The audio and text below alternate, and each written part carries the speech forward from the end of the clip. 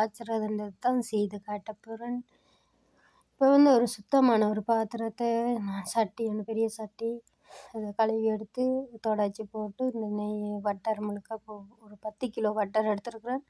10 kilo பட்டரை போட்டு அப்படி காய்ச்சறன்றதை தான் காட்ட போகிறேன். இப்போ வந்து நல்லா அடுப்பில் வச்சு உருக விட்டு நல்லா இலகி உருகி வரட்டுக்கும். பட்டர் வந்து உருகி வந்த பிறகு தான் அந்த பட்டரை வந்து உருகி வந்த பிறகு கொதிக்க விடணும். உருகும் வரைக்கும் அப்படியே சுற்றி சுற்றி அப்படியே தண்ணி விடணும், திருப்பி திருப்பி விடணும்.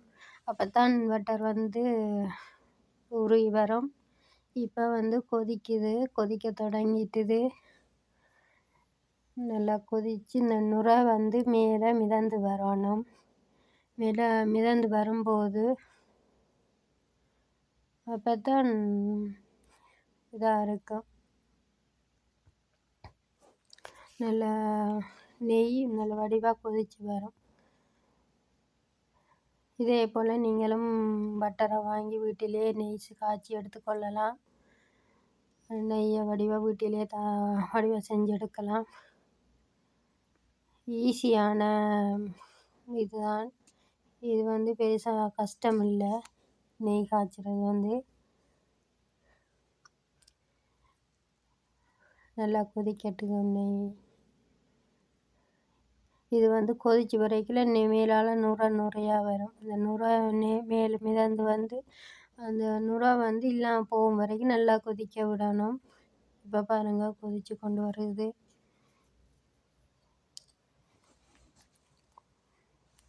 இந்த நெய் வந்து நீங்கள் பிஸ்னஸ் செய்கிறதான்னு சொன்னாலும் வடிவாக வீட்டிலேயே நீங்கள் இதே போல் பட்டரை வாங்கி நெய்யை காய்ச்சி நீங்கள் பிஸ்னஸ் செய்யலாம்.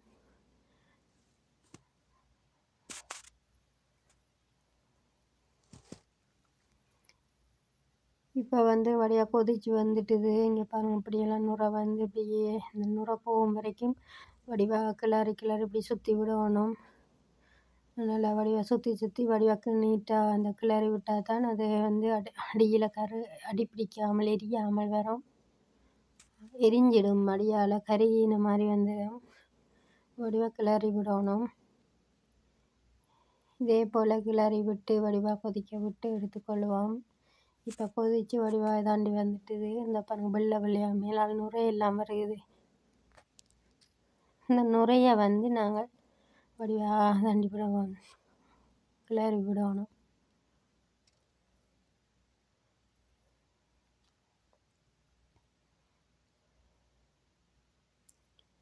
இப்போ நெய் ரெடி ஆகிட்டுது.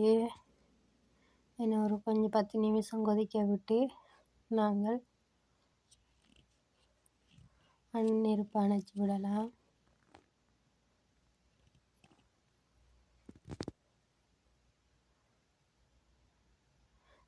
வெள்ளையாக வர அந்த நுரைத்தன்மை இல்லாமல் போகும் வரைக்கும் கொதிக்க விட்டோம்னா சரி. இப்போ ரெடி ஆகிட்டுது.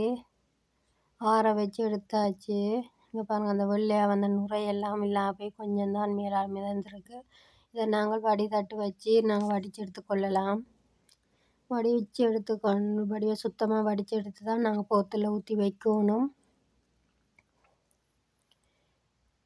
முதல்ல இந்த இதெல்லாத்தையும் தெளித்து எடுத்துக்கொள்ளணும். மேலால் வந்து இந்த வெள்ளை கொஞ்சம் அடியில் நாங்கள் விட்டோன்னே அப்படியே அடியில் பாருங்கள் எப்படி வந்திருக்குன்னு கருப்பாக. அதே மாதிரி வந்துடும். பிறகு மணக்கும், ஒரு எரிஞ்ச மணம் மாதிரி மணக்குத்தனமும் அப்படி மணக்காமல் அப்படி எரிய விட்டுறாமல் நாங்கள் பத்திரமா பார்த்து கொதிக்க விட்டு எடுக்கணும். இப்போ வந்து நான் வடித்து எடுக்க போகிறேன். இன்னொரு பாத்திரத்தில் வடித்து எடுக்க போகிறேன் நெய்யை வந்து. இப்போ நான் வந்து ஒரு பாத்திரத்தில் நெய்யை வடித்து எடுத்துட்டேன். இதே மாதிரி நீங்கள் ஒரு இது வாங்கி வச்சுக்கொள்ளுங்க. இல்லையாண்டி சொன்னால் பிளாஸ்டிக் போத்தல், பெரிய போத்தல்னாலும் சரி, அதுக்குள்ளே நீங்கள் டப்பா, பெரிய டப்பாவில் பிளாஸ்டிக் டப்பான்னாலும் பரவாயில்ல, அதுக்கே விட்டு வைக்கலாம். இப்போ நான் 2 போத்தல் எடுத்து வச்சுக்கிறேன். வடித்து நீட்டாக வடித்து எடுத்தாச்சு நெய்யை. இப்போ இந்த போத்தலில் தான் ஊற்றி வைக்க போகிறேன். ஊற்றும் போது நீங்கள் கவனமாக ஊற்றணும், வெளியே ஊற்றுன்றோம். இப்படி ஒரு ரே ஒன்றை வச்சுட்டு நீங்கள் அதுக்கு மேலே அந்த போத்தில் வச்சு ஊற்றி கொள்ளலாம்.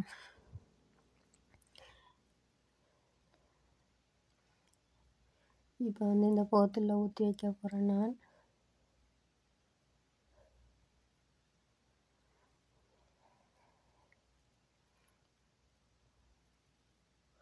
இதே போல் பிளாஸ்டிக் போத்தில் ஊற்றி வச்சா கஷ்டம், ஈஸியாக நாங்கள் சமையலுக்கு எடுத்து பாவிச்சு கொள்ளலாம். நெய் வந்து பிரிட்ஜ் இருந்தால் பிரிட்ஜிலையும் வைக்கலாம், இல்லை வெளியேயும் வைக்கலாம். 6 மாதம் 8 மாதம் ஆனாலும் கெட்டு போகாது. இல்லை அதுக்கு மேலே கூட வச்சுருக்கேன். என்ன வெளியே வைக்க டைமுகளில் ஒரு சக்கு பிடிச்ச மணம் மாதிரி மணக்கும். அதே விட ஒரு 6 மாதம் 8 மாதம் வரைக்கும் நாங்கள் வடிவாக பாவிச்சு எடுத்துக்கொள்ளலாம் சமையலுக்கு. இப்போ விட்டு எடுத்தாச்சு போத்தல்லையும் இந்த பாத்திரத்துலையும் ஊற்றி வச்சுருக்கிறேன். இதே மாதிரி ஒரு பாத்திரம் வச்சு கொள்ளணும். அப்போ ஈஸியாக இருக்குன்னு நாங்கள் நெய்யை ஊற்றி வைக்கிறதுக்கு இதே மாதிரி ஊற்றி வச்சு விட்டா இருக்கும். இப்போ வந்து ரெடி ஆகிட்டு இந்த ஊற்றி வச்சாச்சு. நீங்களும் இதே போல் நீங்கள் வீட்டில் பட்டரை வாங்கி நெய் செஞ்சு காய்ச்சி நீங்கள் யூஸ் பண்ணலாம் சமையலுக்கு.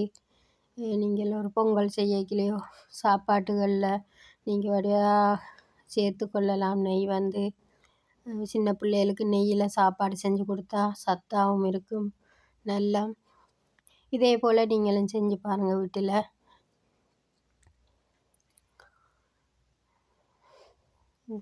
இப்போ நான் 10 கிலோ பட்டரை வச்சு தான் நெய் செஞ்சுருக்கிறேன்.